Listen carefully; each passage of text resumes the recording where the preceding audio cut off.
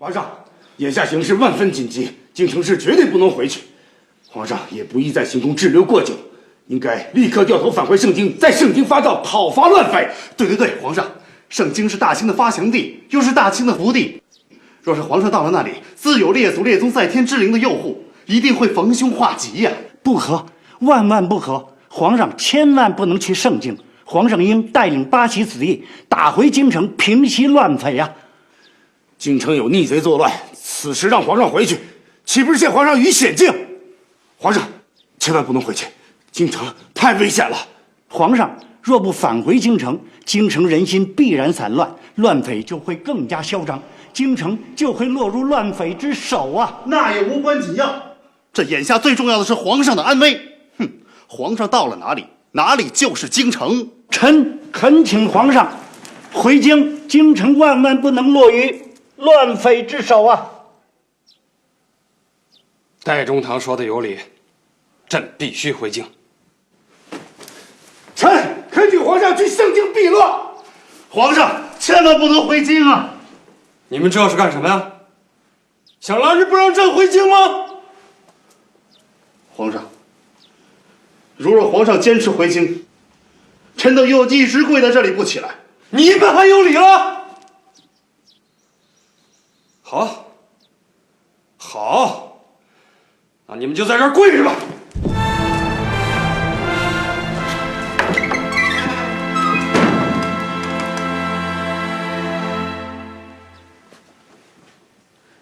皇上，回不回京是关系着大清国运兴衰的大事。皇上，您一定要坚持自己的主意，千万不要受他们的左右啊！作为汉人大臣，戴中堂他心存顾虑，有些话不便挑明了说，但臣妾全都听明白了。他最担心的就是大清国国体受损啊！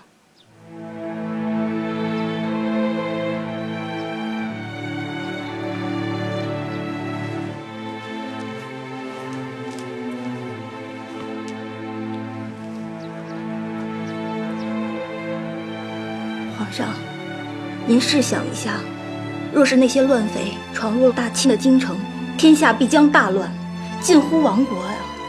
即使亡不了国，若是容乱匪们闯入后宫，惊扰了后妃们，于大清国的颜面乃至国体都会大有损伤的。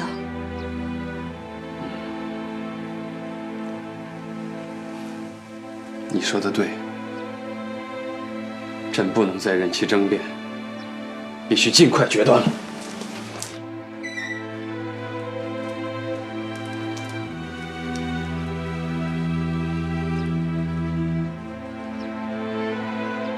朕已经决定了，明日一早，挥师回京平乱，谁也不得再见，否则朕将以乱政祸国之罪严惩，绝不宽待。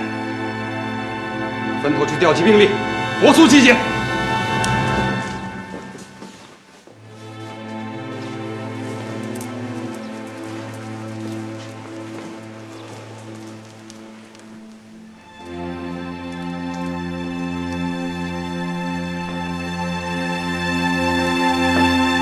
启禀皇上，从山海关、热河调来的八旗兵已全部赶到，刚刚集结完毕，随时等候出发。只要皇上一声令下，便可进军京城。好，传令各部，卯时出发。得令。10万火急，10万火急，10万火急！智取马的奏折，10万火急。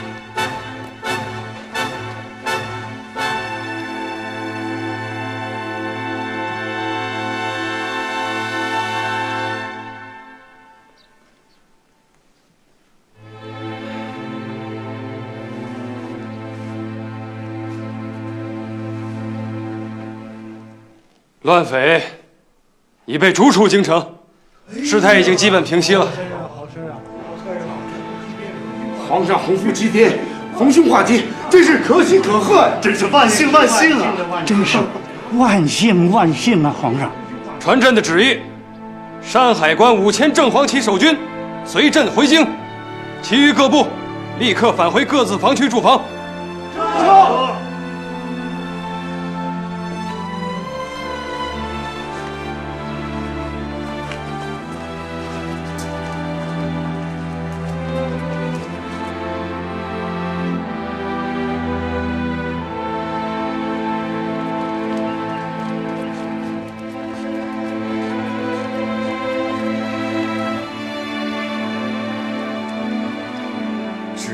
河南的乱匪居然猖獗到如此程度，直隶总督河南巡抚居然毫无觉察，这已不仅是失职，简直是纵容了。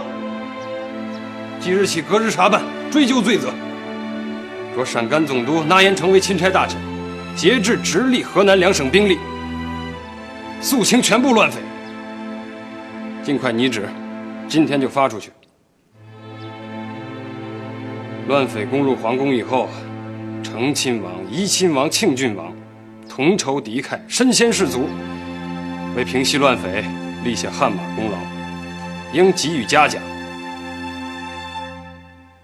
绵宁从容处置，调度有方，力挽狂澜，居功至伟，且亲手搜捕击毙乱匪多人，朕尤为满意。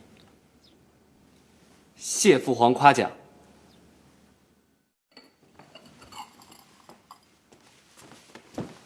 奴才给娘娘请安，娘娘吉祥。你怎么过来看我？坐下说话。谢娘娘，奴才站着就行了。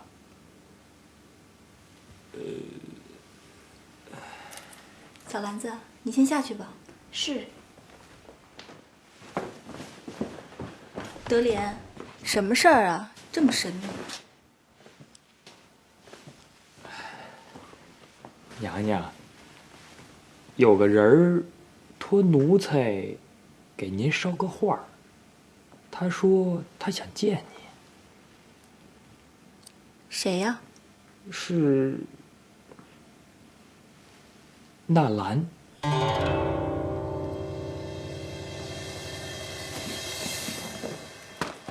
你说的是纳兰？娘娘小点声，是，就是他。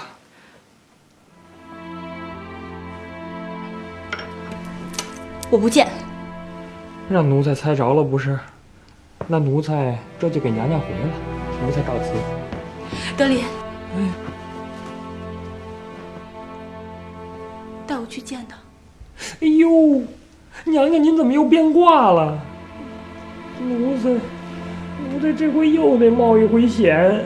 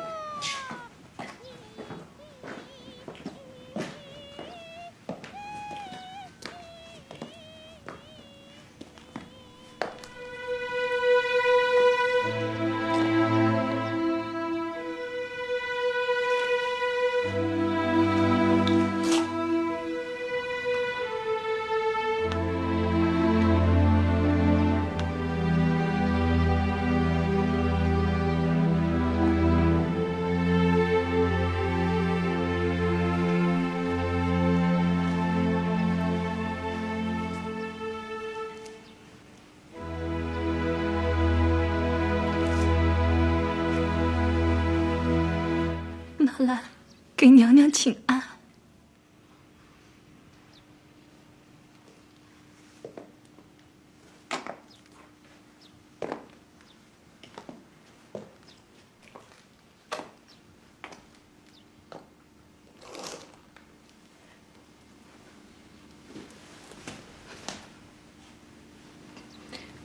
这里没有娘娘，只有瓜儿。兰兰姐姐，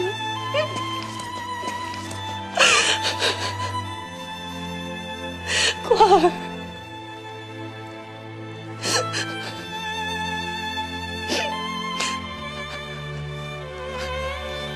知道，这么多年来，瓜儿一直都恨着我。没见到姐姐，瓜儿不生你的气了。瓜儿，今天我一定要把事情原原本本的跟你解释清楚。姐姐，你不用解释了，瓜儿早就不生你的气了。不，我一定要给你解释清楚，这也是我今天来见妹妹的缘由。她现在不仅关心着你、我和徐公子3个人的小事了，她还关心着许多的大事。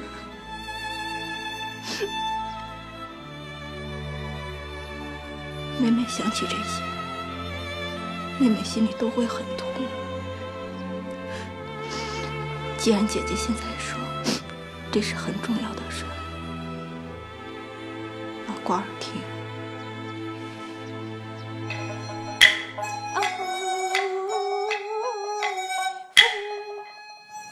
德林啊，奴才在。安飞去干什么了？怎么还不回来？哦，奴才这就看看去。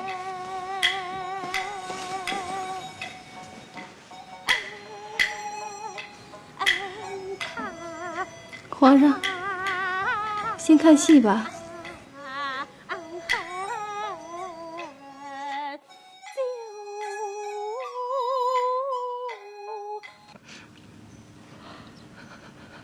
原来，妹妹这一生都是被广兴。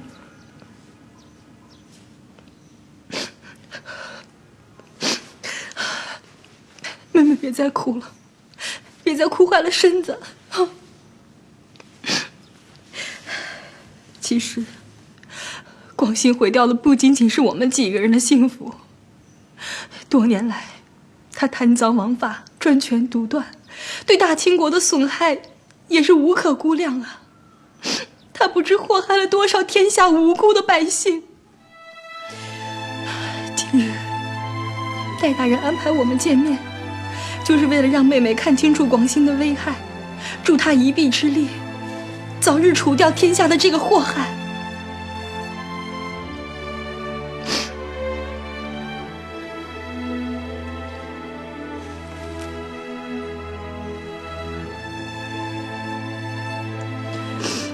请转告戴大人，于公于私，妹妹都会责无旁贷。有什么事情找妹妹，尽管开口。妹妹的侠义心肠，真是一点都没变。多年来，戴大人一直多方查找，但始终无法找到广兴贪墨擅权的有力证据。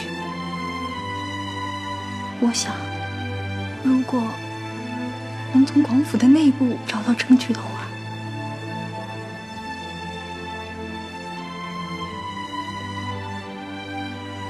妹妹明白姐姐说的是雀儿。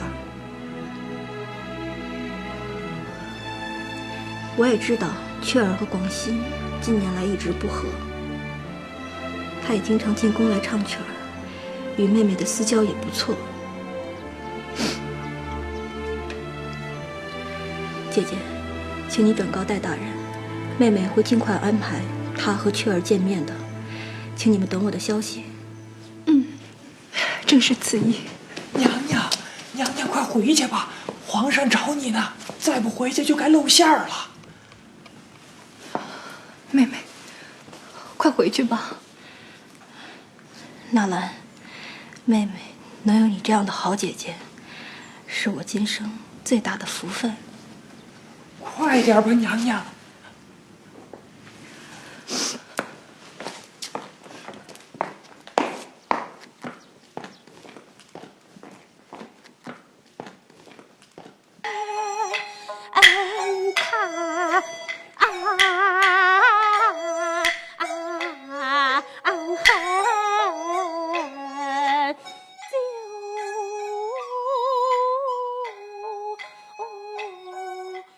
就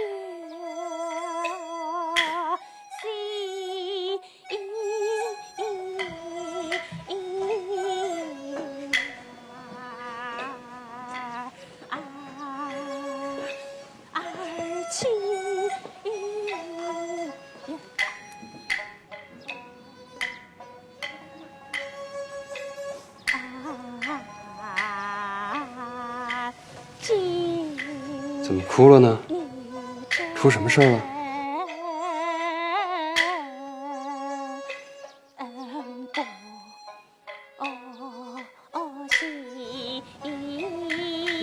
兴许是这出戏太苦了，就连奴才看着都想落泪。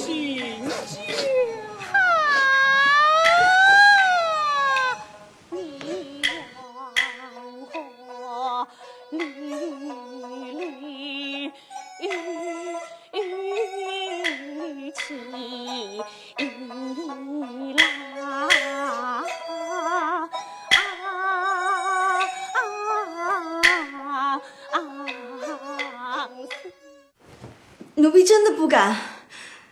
娘娘，你不知道广兴有多么心狠手辣，有一个叫秦心的幽灵，就是因为这个，被他活活勒死在我面前。我吓得到现在都还天天做噩梦。难道你就愿意一辈子做噩梦吗？雀儿，你仔细想想，当年你是怎么被广兴霸占到手的？你再回忆一下，这么多年，你过的是什么样的日子？广兴不倒，你永远都没有出头的日子。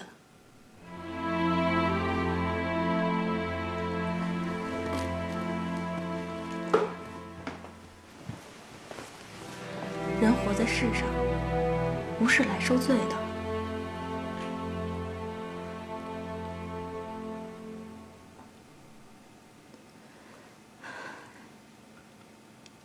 戴大人真的能参到广兴吗？你知道这些事儿，只要戴大人能向皇上证实一件，广兴都必倒无疑，连他的人头都不一定能保住。万一出了什么岔子，娘娘可一定要保全奴婢呀。雀儿，你放心，我会保护你的。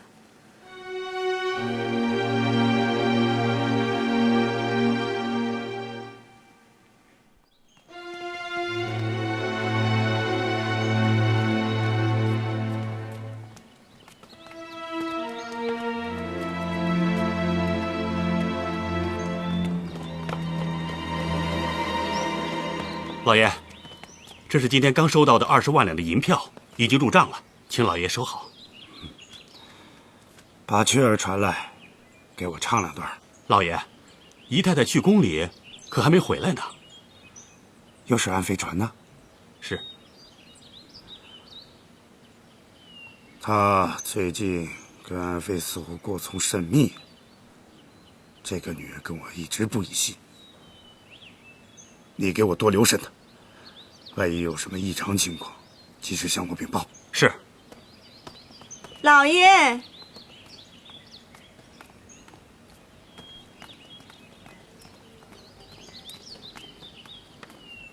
给老爷请安。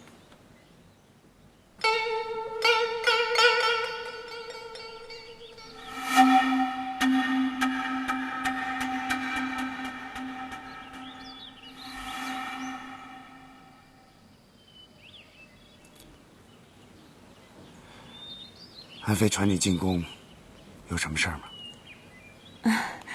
娘娘传奴婢进宫，只是为了让奴婢给她唱戏，并没有什么别的事情。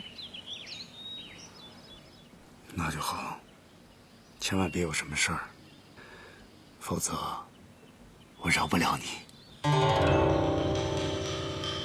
知道了，老爷。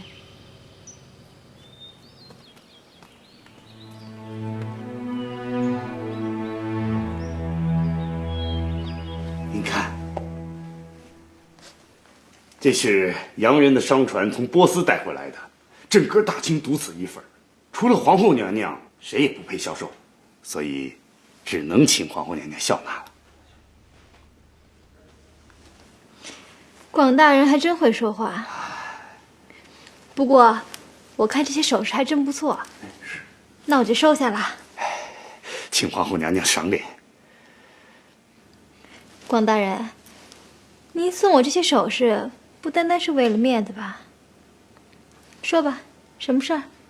皇后娘娘如此痛快，那臣就不拐弯抹角了。你们先下去吧。是。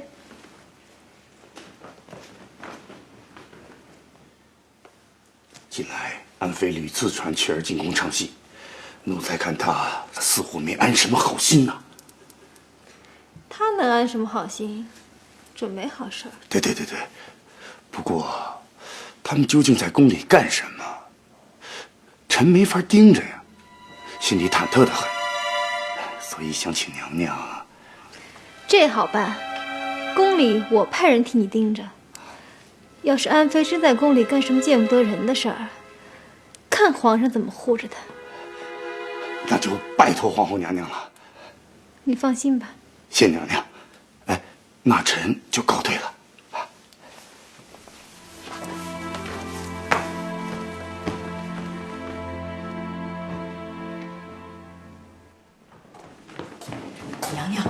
娘娘，皇上今儿赏戏，请的都是京城里的名角，还特许一品大员进宫看戏，咱们也去看吧。小六子，你的消息千真万确。千真万确，娘娘去吗？好，你去把雀儿招进宫，就说我请她看戏。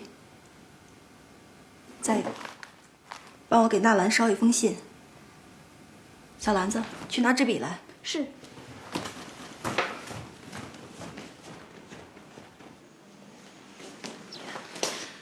戴大人，徐夫人，安妃刚刚托人带信儿来说，今儿个皇上赏的戏，请您务必到宫里去看。她已趁机安排您和雀儿见面。好，我准备一下，马上就去。那我先告辞了。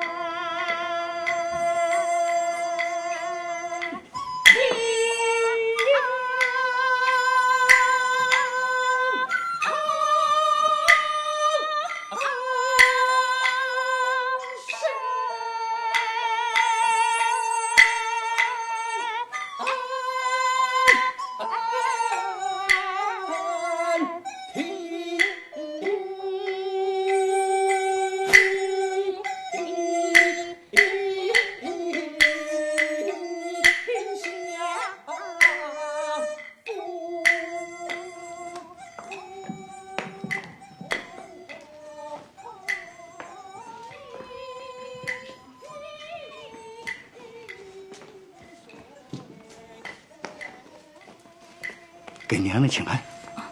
戴大人，里边请。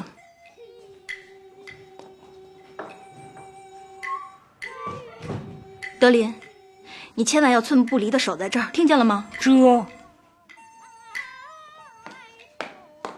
广兴卖官鬻爵收受贿赂，可有账簿？有。他多年来贪恋的巨额银两，你可知道存放哪儿了？分别放在几家钱庄里放贷，那几家钱庄我大致知道。除此之外，你还知道他什么作奸犯科的勾当？这个，你再让我想想。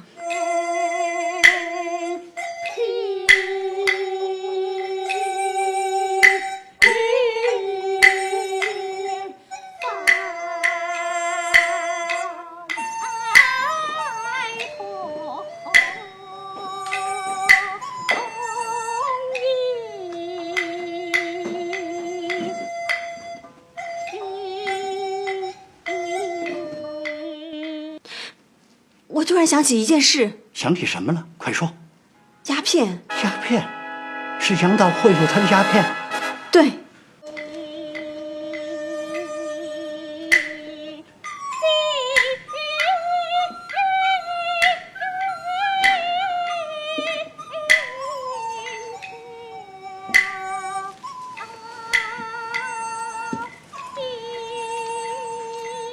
皇上，现在有2个苟合男女正在戏台后面偷偷幽会，其中有一个还是朝廷的重臣。这件事皇上管不管？有这样的事儿？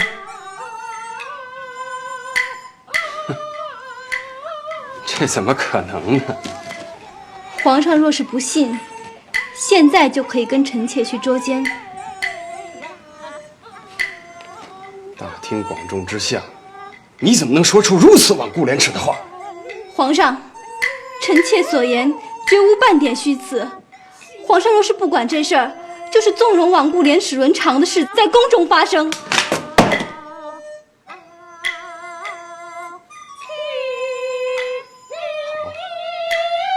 朕倒要看看你说的是不是真的。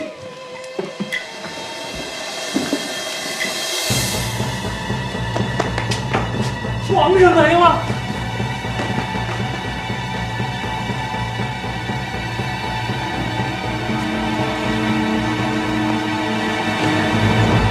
皇上驾到！皇上，恭请圣安。你在这儿干什么？啊？你在这儿干什么？怎么会是你呢？臣有要事向皇上禀奏。别装着一副正人君子的样子，当场被捉奸，还有什么可辩解的？奇耻大辱，简直是奇耻大辱！爱妾居然为同朝大臣所辱，皇上，念在臣忠心耿耿为朝廷效力多年的份上，请皇上为我做主啊！起来！堂堂一位首辅大臣，你不觉得有失身份？皇上，广大人如此作为，何尝不知有失身份？他是在混淆视听，因为臣抓到了他贪墨擅权、作奸犯科的证据。不愧是中堂大人呀，就连私通也能找到冠冕堂皇的借口。皇上，戴中堂所言的都是实情。他与雀儿见面，是臣妾一手安排的，为的是找出广兴贪墨枉法、作奸犯科的证据。皇上，你听听，不打自招了。堂堂一个皇妃，居然在宫中安排苟合男女私会，你这眼里哪还有宫里的规矩？哪还有皇上？都闭嘴！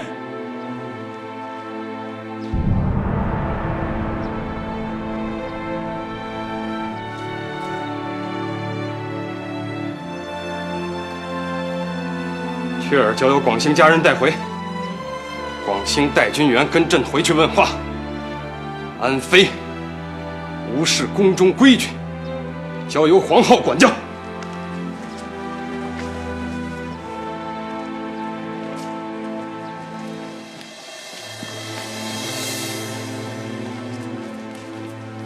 皇上，雀儿掌握着广兴重要证据，不能再落入广兴之手，请皇上下诏，务必保全其性命。你还嫌不够丢脸呀？啊！朕都替你害臊。事情弄到这个地步，你居然还惦记着雀儿。皇上约见雀儿是为了拿到证据，并非失德。安妃能够作证啊！朕什么时候让你查过广兴啊？你为什么要自作主张呢？尤其可恶的是，你把安妃也牵扯进来，搞得后宫鸡犬不宁。臣知罪。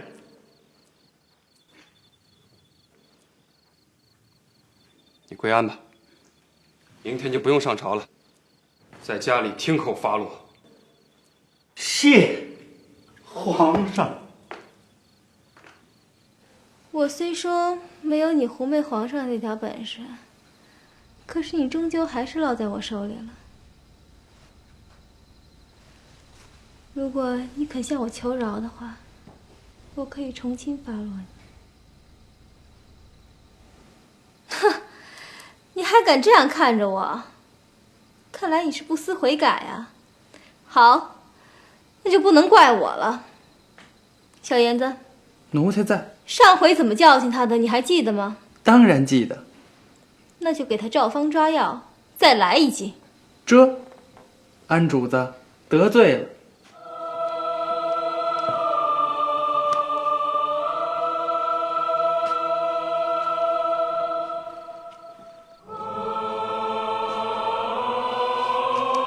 德林，奴才在。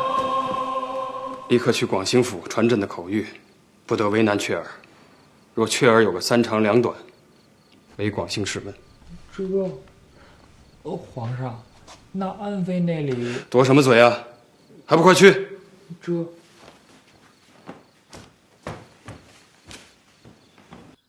真没想到，我居然差点死在你的手里。你想让我死，那我还能让你活吗？你说吧，想怎么个死法？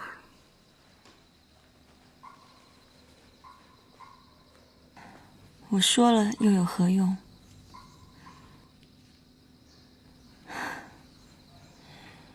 依你的为人，恐怕就是让我死，也不会让我痛快的。好，说得好，我还真得琢磨出一个让你最不痛快的死法。老爷，老爷，皇上派德林公公来传口谕。起来。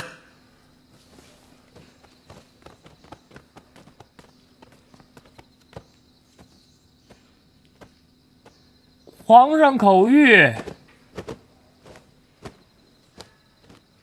皇上说了，广兴不能为难雀儿，雀儿要是有什么3长2短，唯广兴试问。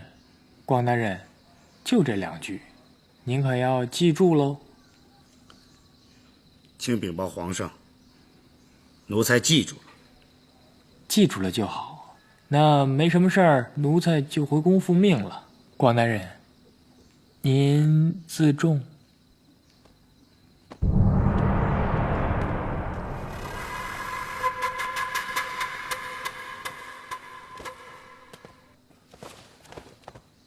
老爷，皇上这是什么意思啊？什么意思？有句话叫伴君如伴虎。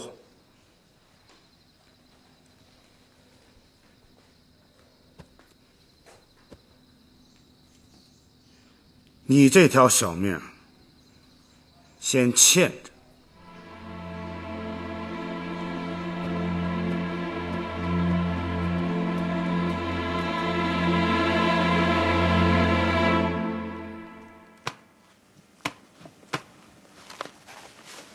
近日来啊，朕看了不少履历，竟然找不到一个合适的人选来补戴军元留下的缺。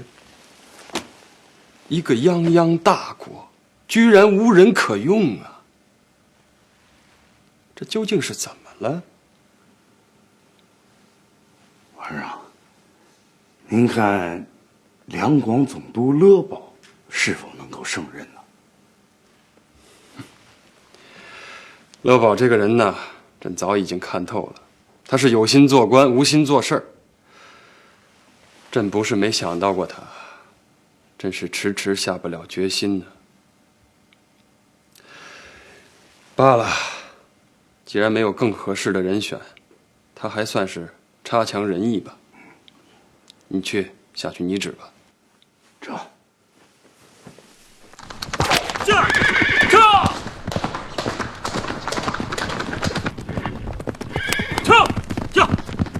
奉天承运皇帝诏曰：说勒宝任军机大臣、内阁大学士，即日动身回京赴任，钦此。谢主隆恩，吾皇万岁万岁万物万岁！接旨。这怎么又弄得一身伤啊？皇后的手也忒狠了。娘娘，其实皇上挺后悔的，可是不好意思来看您。刚才给您疗伤那太医，那是皇上亲自派来的。德林，戴大人被革职了，这是真的吗？是真的。唉，如今这朝廷啊，都成广大人的天下喽。德林，你扶我一下。王贵留神。你还得帮我办件事儿。我要写封信，你帮我交给纳兰。这。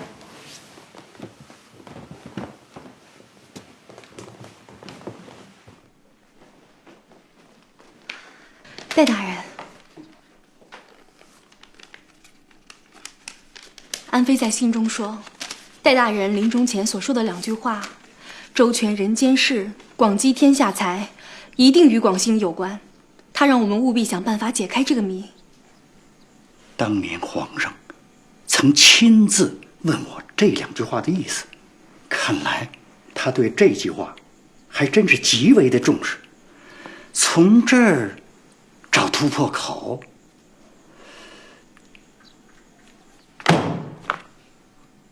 真是好主意，好主意呀！可是怎么能解开这个谜呢？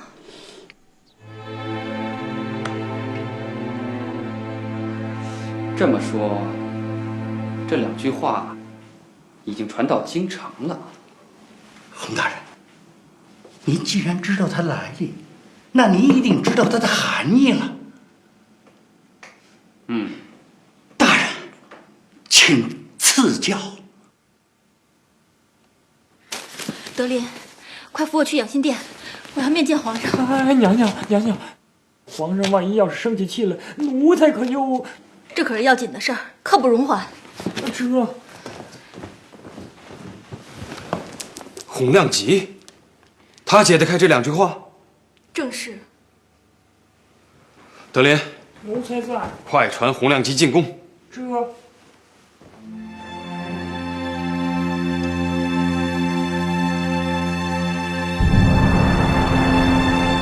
启禀皇上，周全人间事，广积天下财这2句话，是流传于河南、山东一带的2句民谣，在当地可谓是妇孺皆知。因此，要想解开这2句话并不难，一点即破。关键是要必须知道，这2句话的头1个字是各自指代着一个人。弄清楚这一点，一切便迎刃而解了。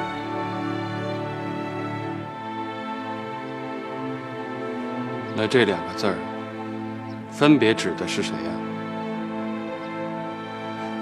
这个，皇上心里已经明白了。朕让你说你就说。是，皇上。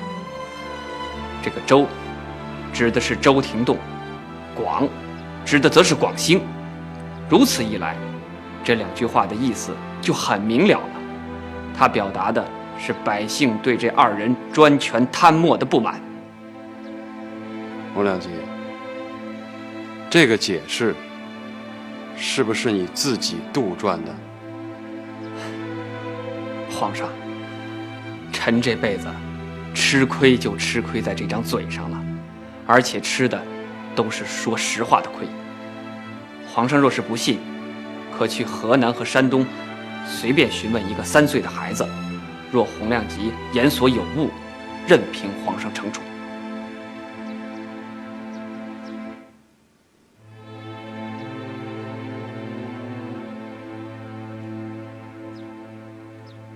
德林，奴才在。传雀儿进宫。这。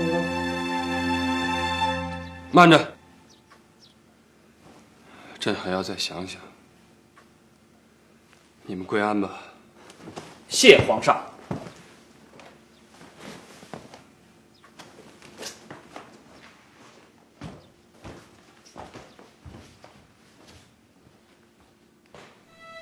戴曲亨已经过世好几年了，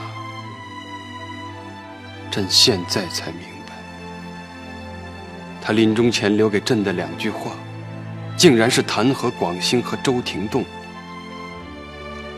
广兴的罪，真有那么大吗？他可是跟随朕多年的旧臣呢。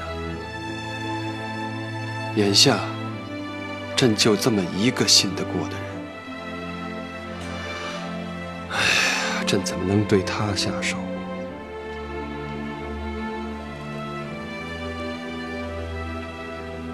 皇上，您可曾想过，自皇上登基以来，就立志要做一个励精图治的好皇帝，因此夙兴夜寐，废寝忘食。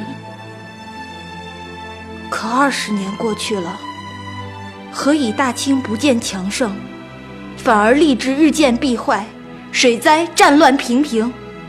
若不是朝中出现了巨奸大贪，这一切怎么能够解释得通呢？皇上，广兴的罪责究竟有多大？您只需把雀儿叫进宫来盘问一番，这心中自然就会有个掂量了。